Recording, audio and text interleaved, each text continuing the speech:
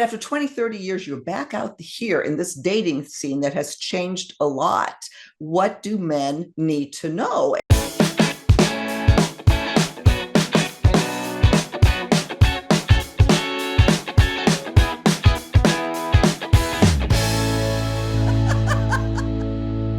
Thank you so much for joining us again on Second Act TV. Want to welcome back one of my favorite guests, your staple here, Robert, the host of Guys Guide Radio and Television. Thanks for being here again, Robert. Thank you so much, Silka. Happy New Year. Yeah, Happy New Year to you. And you have an exciting new year. Didn't your show just get picked up on some huge network? Yeah, we got picked up, Guys Radio. As you know, we're on KCAA in Southern California, and we've got the worldwide podcast and YouTube and Rumble. But we just got picked up by UK Health Radio. It's a global digital radio station, reaches 1.3 million listeners every month, and we're on 4 times a week. So that's a big deal for us, and we're growing. And I thank you because we're getting more and more awareness. So thank you, Silka. Oh, please. I'm so excited for you. So yeah, congratulations. And I'm not a doctor, and I don't play one on TV, but maybe on YouTube.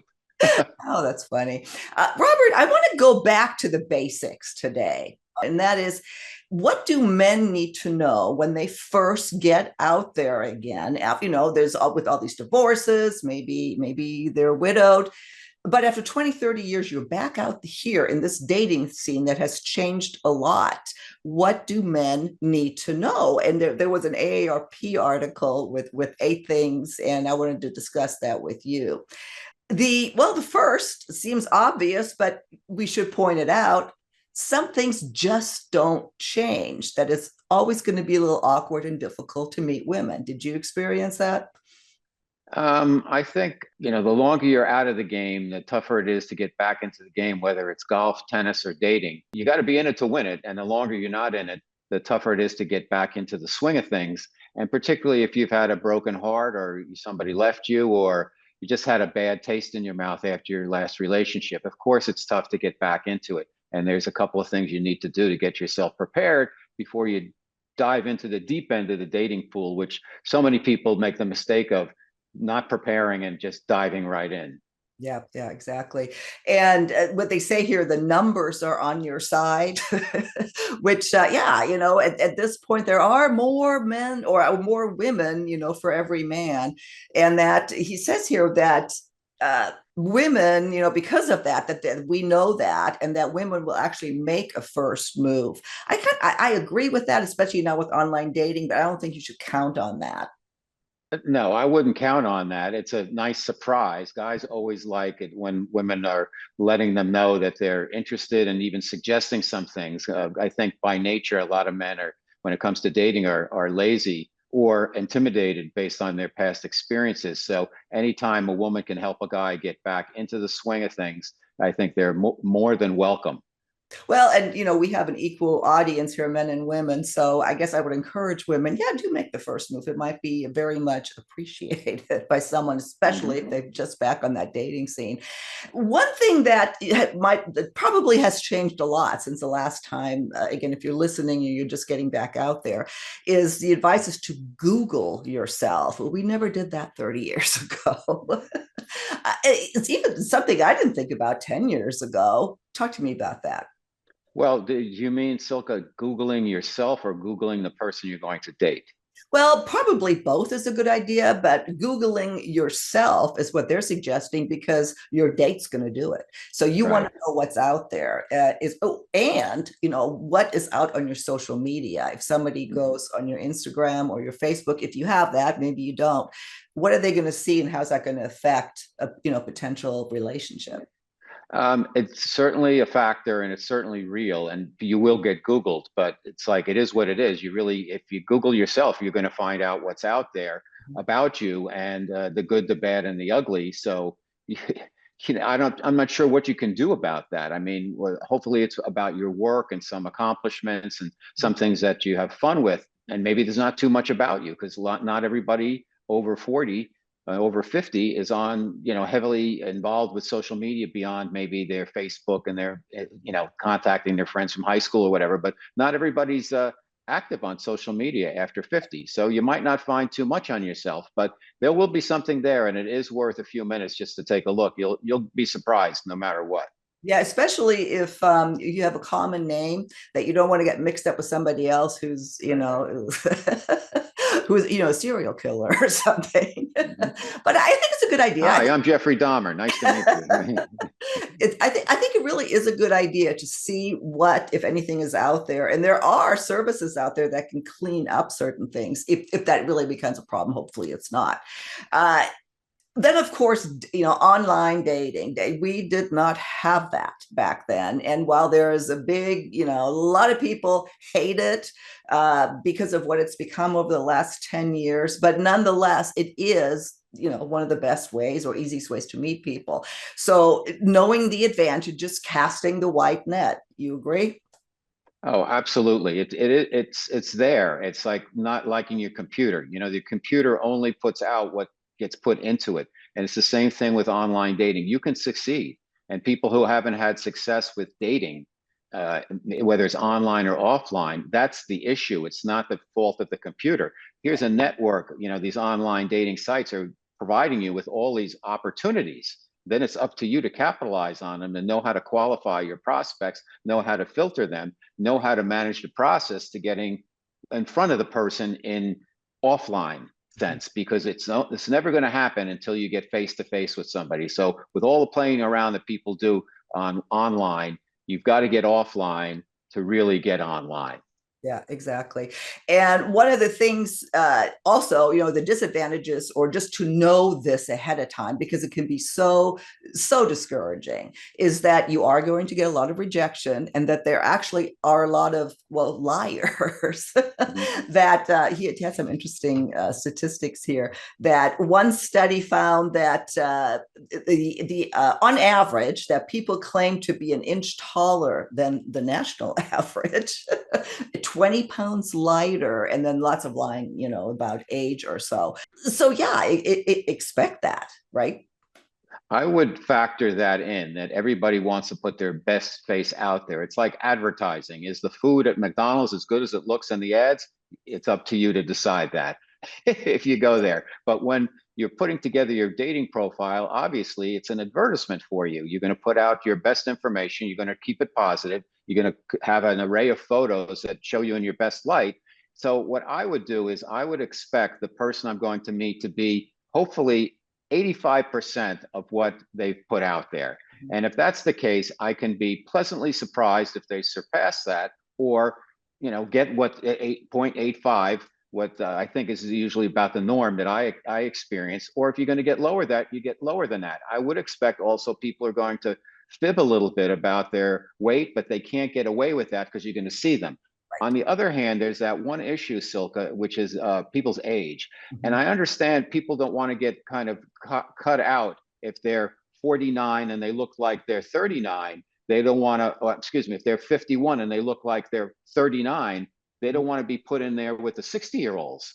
And that's understandable because, when we hit a certain age, everybody ages differently based on how you take care of yourself. And to me, it's a badge of honor if you're 60 and you look like you're 45. And that's a real good thing, but you may be cut out of searches because of your numerical numbers. So I don't think it's all that bad if you shave off 2 or 3 years if you can really back it up. Yeah, If you're well, just and for doing that to search do it. purposes, Yes. for search Yes. purposes, yeah. Yes. And if you're new to, if you're, and this is who we're attending this to, if you're new, if you've never done this, we have segments on this as well, what that actually means, on the different dating platforms. But age, especially for us, can Mhm. be a little tricky and can be an issue. So I'll link to some videos on that as well. The Is this something that needed to be pointed out? But I guess it does. That to dress for success, again, we're talking to men now, is that men tend to be, or he claims can be, a little bit sloppy and not really present themselves in the best way once Right. they go out on meet in person. Is that true? I think men can be a bit too cash. They can take cash a little bit too literally, and you want to put out your best front when you're meeting somebody new. You make it like, in a way, it is kind of an interview. You only get one chance to make a great first impression. A lot of those old adages are true. And in this case, why not just dress up a little bit? I think the woman will appreciate it that you took the time to kind of clean up for her and that you're trying. Yeah, Yeah. and I think women they always like men who are trying to better themselves, who are putting their best foot forward. And I think it's really important it's so important that I think it's in some ways as important as your power structure, your money, whatever, that you're working on yourself. I think women really appreciate that. Yeah. And it all, obviously it depends on where you're going and all that. But even if it's jeans and a t-shirt, there can be a snazzy way to wear that versus, sweat. Right. You can accessorize or whatever, have great shoes or a nice belt, whatever. It's like, if you're just going to, it's the same clothes you're wearing hanging around the house. Okay, then hang around the house. But if you want to be with a beautiful, smart, intelligent, sexy woman, then you gotta do a little work, and that's understandable. Yeah. So, well, apparently he felt that they need to be pointed out. This is the two things that are funny. Keep your condoms handy. That older women at our age, he says, and maybe it's true. We're fine. What did he say here about going horizontal sooner rather than later? And apparently, he says here, we don't care if the erections are iffy or gone. I don't know if I totally, agree with that. I think there's a lot to it, but yeah, I guess keep condoms keep condoms handy because we don't want STDs. Well, of course, I think it goes for women and for men. You might as well have some protection on hand. You never know when you get lucky. So, and I don't think you should go in with the expectation you just met somebody and you have your common condoms out with when you put your wallet on the table. But I think it's something that you might have in the back pocket, if you will, and the back of your mind, just in case things do work out the way two adults can determine. Mhm. And so be prepared, and you should always have protection. That's for sure. Yeah. Yeah, it's funny we have these conversations at this time in our life, but apparently we need to be reminded of Yeah. them. Again, if you're new to the dating scene, and I guess one of the last points is that expect to date a lot of women. You're not going to find the first date's not going to be your forever gal. It's online dating especially is a series of a lot of first dates. Well, I think that's a two-edged sword. I think don't you will have the opportunity to meet and date a lot of women if you play your cards right. Mhm. However, you don't want to meet and date too many women at the same time because the good one, the right one, the one might slip through the cracks because you're so busy juggling. And that happens on both sides of the fence, women and men. Sometimes we overschedule, overextend ourselves without allowing a real relationship to unfold organically. And as it happens in friendships and the real relationships we have with our lives, sometimes things take a little bit of time, and you can't just go by your list. Values are values, of course, but you have to be open-minded because I find that life is beautiful and we have so many nice surprises along the way, particularly when it comes to love. Mhm. And there's a mysteriousness to it, and it's great when it hits you like like a comet sometimes, and that's great. And so you have to be ready for that, and that means let's not be too controlling with the process. Mhm. Yes, there is a process, but let's let it flow also. Right. Well, and what I was kind of referring to is that you're going to meet a lot of people that you don't hit it off with, or that they don't hit it off with you, and just to expect that sometimes you click, Sure. sometimes you don't. But I totally agree with you that if you do click, then keep clicking to see if that's going somewhere before you go out with 10 other women or so. So good thing to Mhm. keep in mind. Robert, we're starting to come to the end. It was another article when I was researching to see what's being written, and I love this advice. I want to get your input on it. This is a guy, Joe Seldner. He is an Emmy nominated producer, Pulitzer Prize winner, whatever. I don't know if he's divorced or widowed, but he wrote this article at 62, and he had been dating for 13 years. He said, 1,000 days with more than 300 women and a couple of meaningful relationships in between. But he said, and I haven't heard that from a man, is that the key to dating success, the number one tip he would give is listen, actually listen to your date. Well, it sounds like it's so obvious, but it's often overlooked. And I think it goes both ways. It's a two-way street here because if a lot of guys are going to start talking about themselves and a lot of women are going to ask them a series of questions. So sometimes when a guy's out on a date, he feels like he's being interviewed. Mhm. And there's a series of questions that he has to and hurdles to go over. So he has to talk about himself. Now, maybe he needs to keep the responses short and brief, but clear. Mhm. But also, if a lot of times the woman is not going to be forthcoming. I've experienced that myself, and she had her things she wanted to find out about me, and she wasn't going to be that forthcoming about herself. And I would ask some questions, and I would get very short answers. So it should be an organic conversation. Both people should listen. Both people should be interested, Mhm. and both people should be open-minded and not make rash judgments if they hear something that may, at first blush, might not be what they wanted to hear. Mhm. Because sometimes, the truth can be painful, but the truth will set you free. So just, I'd say open-minded, listen is important on both ends, and ask questions too. Yeah, exactly. The reason that this I was drawn so to this, maybe that's what he says, that's why I introduced him as, a producer and writer, is because you're in the business of listening. It does surprise me, as he wrote here, how few people actually listen. And based on a lot of the comments we get on this channel, that's one of the big complaints women have, that this guy's just going on and on and on and on and on and on and on about himself. And that's usually, maybe, or typically, because they're nervous. That's, and we talk about that understand when you're nervous, especially on a first date, that if you have that tendency to talk about yourself constantly, maybe just be aware of that. Mm-hmm. No, I think that's fair, but there's two issues there. There's talking too much about yourself, and then there's not listening. You can kind of straddle that. There's two different skills there. One is to be a good listener, and one is to know when to be quiet also. So to get to the listening part of it, you have to know how to respond when you're asked questions, and in a way that's clear, concise, and fun, and revealing in a way that's not showing everything about yourself, but at least giving the other person a sense of who you are, and what you have to offer. Well, I'm interested to hear the comments from our viewers. What do you think? What are some good tips for men to know? This is directed to men, after 30, 20, or 20, 30 years back on the scene.